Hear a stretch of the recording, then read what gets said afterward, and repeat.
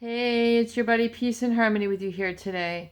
Focusing in a little bit more in depth on really one of the questions, really the dumbfoundedness the shock, really that I really find presented in most cases of people who are struggling with a toxic person, a psychopath, a narcissist in their life is really the experience of how can they be so cruel? How can they be so divisive? How can they be so cold? How can they be so calculating? And then they have really a state of disbelief.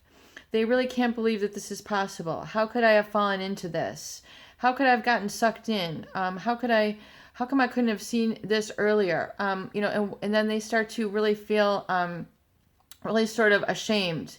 And, why did I get suckered in? Why didn't I know better? Well, oftentimes, the narcissist or psychopath will target and really suss people out and really try to determine if you have indeed been injured, psychologically traumatized by such an individual or not. And they will do this really in a number of sundry ways, really, of course, in a little bit more gentle or less pronounced manner in a narcissist versus a psychopath. And this is really engaged in the love bombing phase, when they're essentially courting you, seducing you, sizing you up, seeing how what kind of manipulation tactics, which they're very extremely adept and experienced at, how they can utilize these tactics to really sort of get you hooked and get you addicted to them. And they do this by sweet talk, telling you what you want to hear. They're able to identify your weaknesses and then use them against you, so that they will then be able to turn them on you, which is, really kind of a wounded self. And so they'll be able to kind of hone in on those and then utilize it against you. So they'll satisfy it, but then they will insult you for the very experience itself. So this is sort of perpetuated, and it allows them to get in and control you. And I very much want you to understand that this really plays the role almost of an addiction. And I oftentimes find that people who have codependent tendencies, they had originally known that early in the relationship that there was something a little bit wrong, there was just something a little bit off, but they did not pay attention to that little voice within, which is their true guiding system, their own internal GPS, which was like, you better get the heck out of here, or this guy isn't really that good for you, or you're kind of compromising, or, you're going to have to suck it up.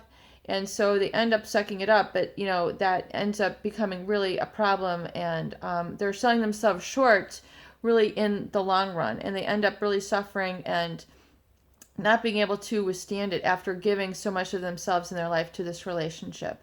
So realize that that there is sort of a calculation from the beginning that is going on, and a lot of people don't want to accept this.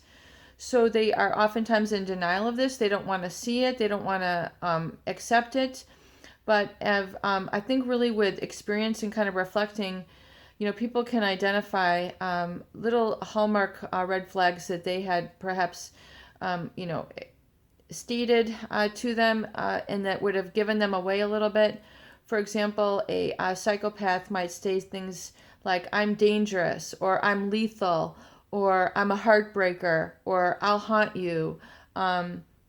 Or they'll tell you these certain traits and you kind of like shrug it off, but you don't realize that they're actually being gravely serious. Or they'll say things like, you'll never make it without me. I mean, they'll infiltrate you and your operating system just like a computer with a virus. They'll infiltrate you with these negative messages that will make you go haywire, just like a computer does when a virus is in it. It's not compatible with its operating system. It's meant to take it over. It's meant to hack it in. It's meant to make it, basically cause suffering, dismay.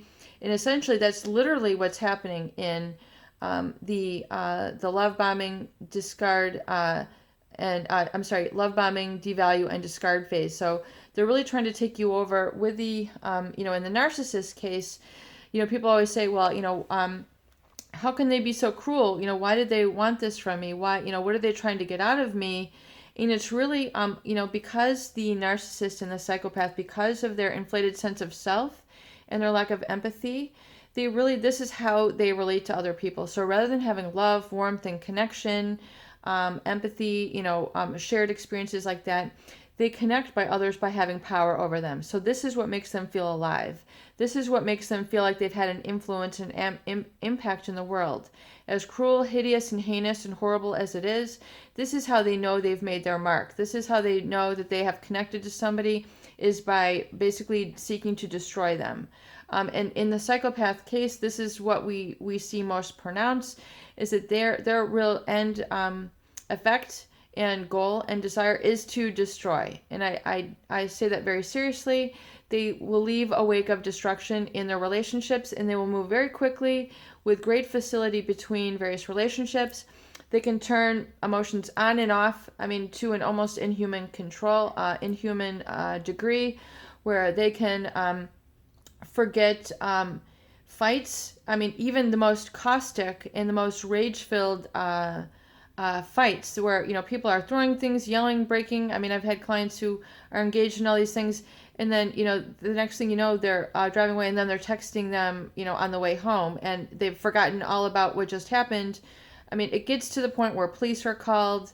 It gets very heinous, very hideous. And this is how the narcissist and the psychopath basically feel alive, is they feel alive through this risk-taking, through this destructive behavior, through causing such suffering and anxiety in people in its worst cases.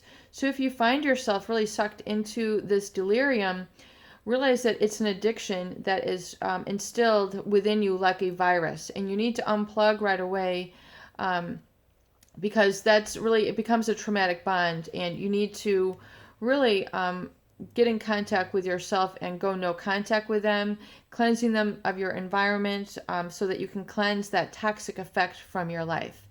But really that's why, I hope this video helps explain the withdrawing behavior, of the covert narcissist, is that they, deliberately withdraw attention from you so that they can keep you under that control and keep you guessing, wondering, feeling threatened, because those emotions are so heightened.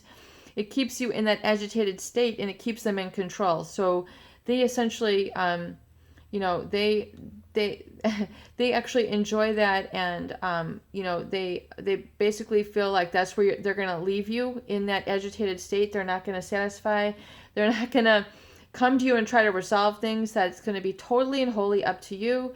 And definitely in the overt narcissist, where they're always, and very apparently acting with, such sense of self. That's just how they feel their places in the world and in the relationship.